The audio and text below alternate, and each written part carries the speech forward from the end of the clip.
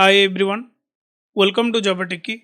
In our last gRPC tutorial, we explored about client streaming communication, where the client sent multiple messages like stock symbol for Apple, Amazon, Tesla, and then the server replied after receiving all of them. Pretty simple, right? Well, today we are moving to the next and most exciting pattern, that is bidirectional streaming. Now imagine this, the client and server are both in a conversation like a WhatsApp chat.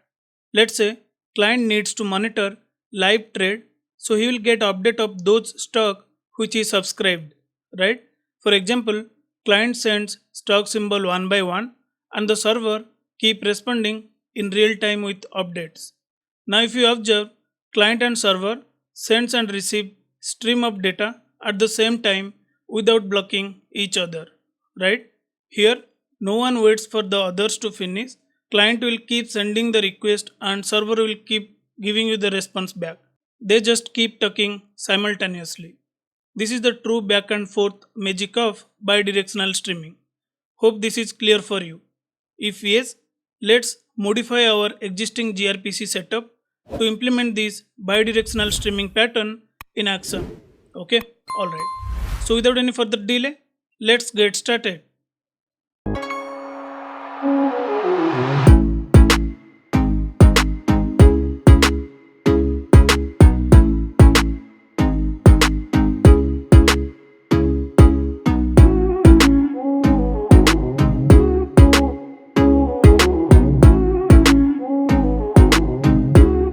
So we are using the same stock trading server and stock trading client application. Let's create another RPC method to understand this bidirectional streaming. Okay, go to the proto file. If you observe, we have defined the RPC methods for unary operation, for server streaming, and for client streaming. Now let me write another RPC method to understand this bidirectional streaming. Now here what we want to do?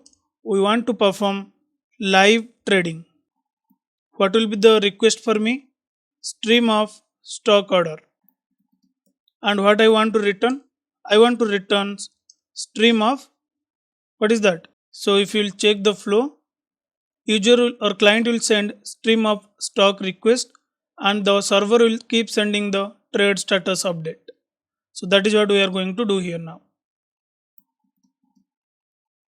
Now if you observe here, we are getting compilation error because this message we have not created yet. Message is nothing like your Java DTO class. This is what your return custom object, we have not defined it here. The way we have defined message, similar way let's define the message for trade status. In trade status, you can define couple of field like order ID, status, message and timestamp. Anything you can define as a variable here. So let me define.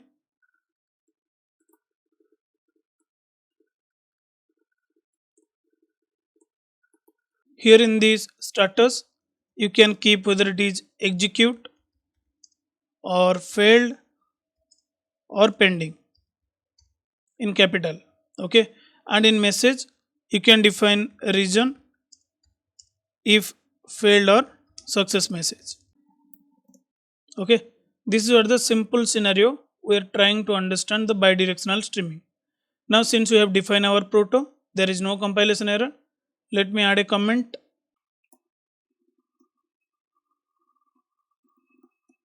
Now, what is the next step?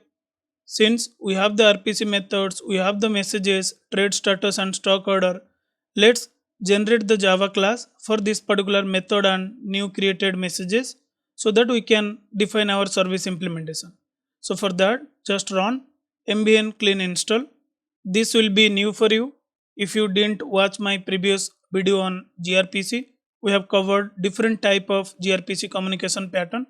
So try to watch them. I will also share the link in video description for your reference. Okay, you can see here build is succeeded. Now go to the target folder, go to the Java. You must find your message class trade status, and if you check the gRPC service, you will find your RPC methods. Can you see here? Service name is your nothing, the gRPC service and live trading. So we are good here. Now let's define the implementation for these particular RPC methods. So just go to your service class. Now here let me define the methods. Let me override the methods. Live trading. This is what the action we are going to perform for bidirectional. Now observe this syntax carefully. Don't be confused. Even we found the same signature in client streaming. Now if you observe from the Java perspective, what we are returning here? Stream of stock order. And what is the input to this method? Stream of trade status. That is not the reality in gRPC. Whatever they are in your method argument, that will be your response. Can you observe here? This is the response observer. This is what your server want to return, and this is what your server will take as a input. Okay, that is what the rule follow in gRPC. So don't be confused on that. Now what we want to do here, we'll keep getting the stock order in asynchronously and we'll keep sending the trade status. That is what we want to do. So for that, what I'll do, I'll just use return stream observer, new stream observer. Can you see the input? Are you getting the stock order as an input here? Now nothing to do. I just want to build a trade status object, dummy trade status object, because from this method I'm not going to connect to the DB or there is no external call, right? To just understand the demo, I will create the trade status object and I will return it back. Now once client send the request, once my server received it, for every request this onNext method will call, right? If there is any error, this will call. Once everything is done, the server will send the acknowledgement, hey, I'm done with my job with this particular uncompleted method. Now let's do one thing. For every request, we want to return the trade status object. So let's write the logic in onNext method. First, let me add a log statement. Currently, I am writing the sysout. You can use the logger statement saying that I received the order.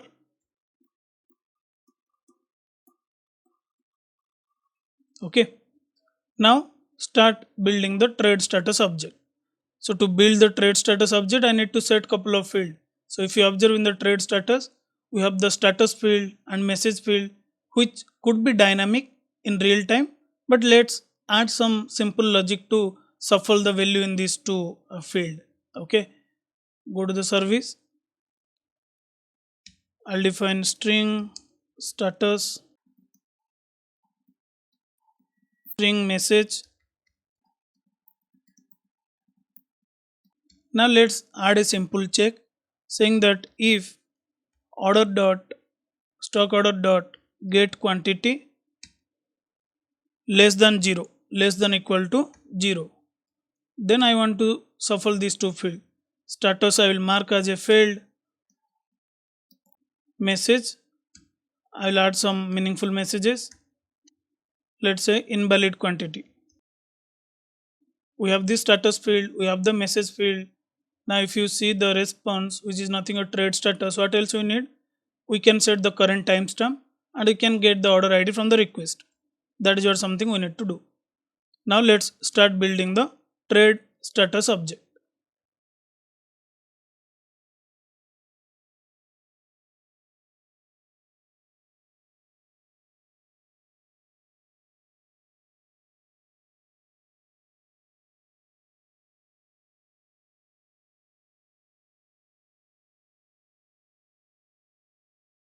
Okay, all good.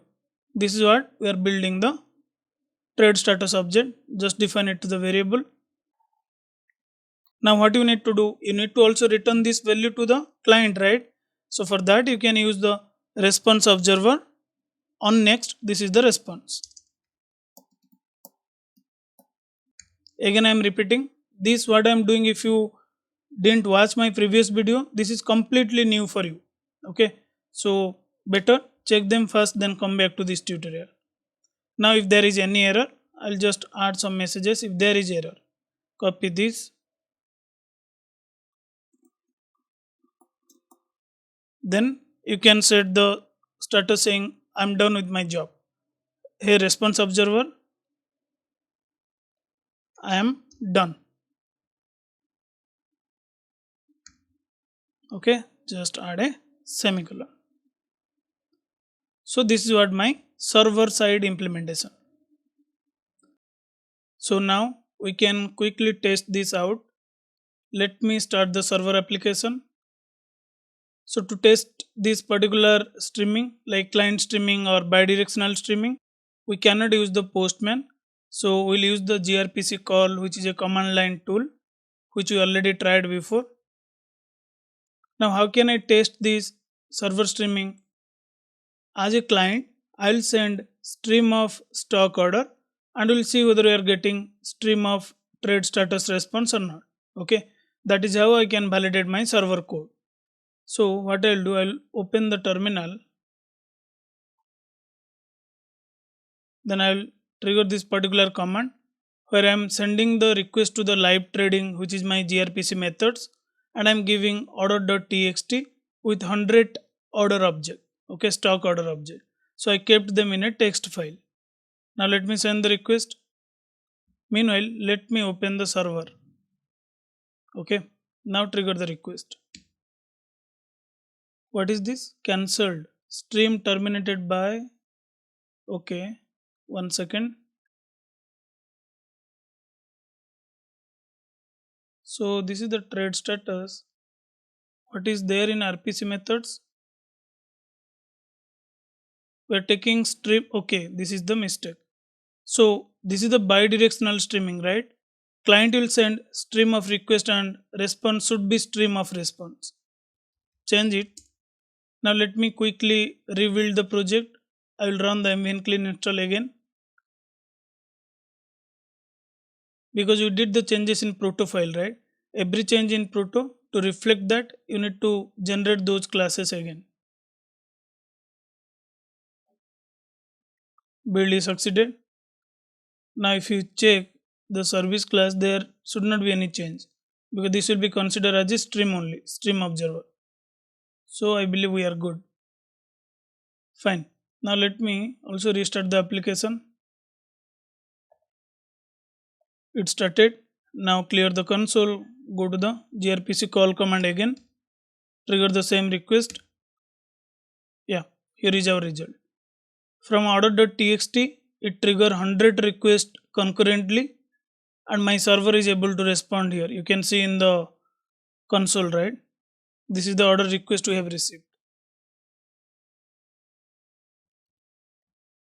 All the 100 requests, because this is what we are capturing in on request method, right? If you see here,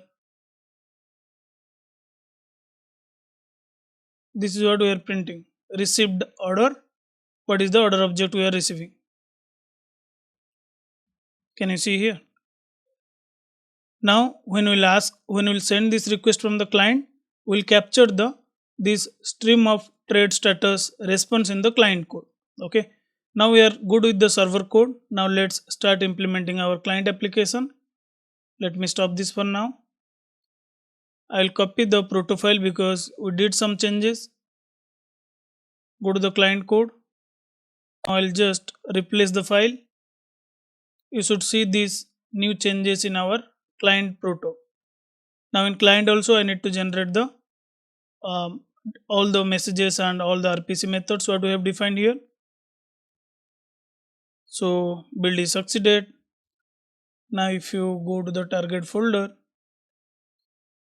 you should see, yeah, trade status, and you can also validate in your service live trading. Okay, it is there. Now what is the next? Now let's go to our client implementation. Then from client, using stop, we'll call our server RPC methods. Go to this particular client. Now here I'll define a method, some meaningful method to understand it. Now I'll use the stop reference to call the server RPC method for live trading. Okay, use the stop. Now what is the return type of this live trading? Is nothing your trade status, right? So new response observer. trade status. This generic is not required. Now here, this is the client. Using this stub, we are calling the live trading. Now whatever the response your server will return, you can capture here, because for every response, this on next will call from the client side. So here you can start printing all the trade status you are getting from your server code. So I'll simply write sysout server response. Then if there is any error, capture it. Fine. Now what is the pending part? Here also you can define stream completed or something like that. Now we are good. Server will send the request. In client we are capturing it. But this is bidirectional streaming. If you understand it correctly, client also need to send the request. Then only your server will respond. Here we have not write any logic in the client code to send the request. So let's not make it complex. We'll loop 5 or 10 requests and we'll send the dummy request to the server, and we'll see whether the on next of the client is capturing those response or not. That is what we understand. Client and server both will communicate with each other simultaneously. Okay.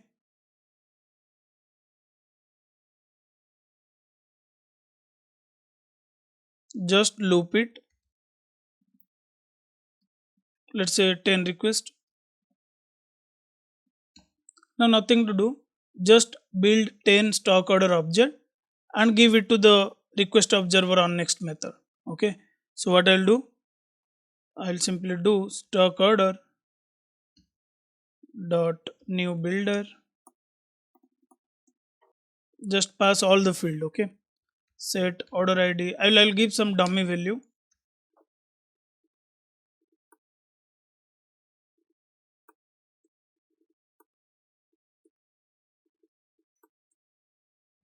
This is nothing my stock order.